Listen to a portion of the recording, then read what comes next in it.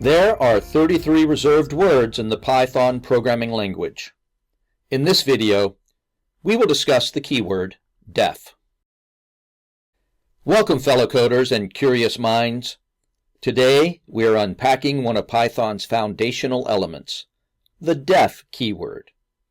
It's the first step in creating functions, those reusable pieces of code that make our programs powerful and elegant. The def keyword in Python is used to define a function. Functions are blocks of organized, reusable code that perform a single related action. Def marks the start of the function header, followed by the function name and parentheses, which may include parameters. Why def? Why functions? Imagine writing the same code over and over for different inputs.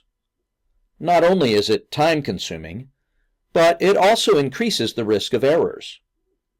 Functions help you write concise, modular, and efficient code, making your programs easier to write, read, and debug.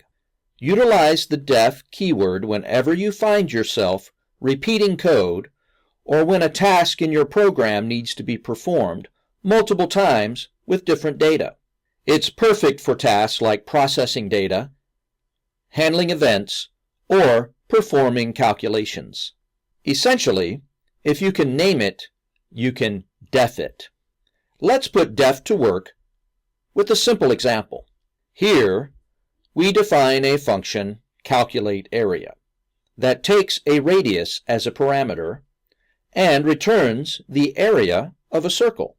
By calling calculateArea5, we execute the function with a radius of 5, showcasing how def creates reusable, efficient code blocks.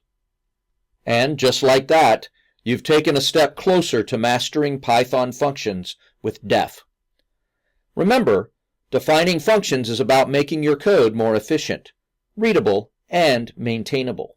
Dive deeper into Python and let your coding journey continue.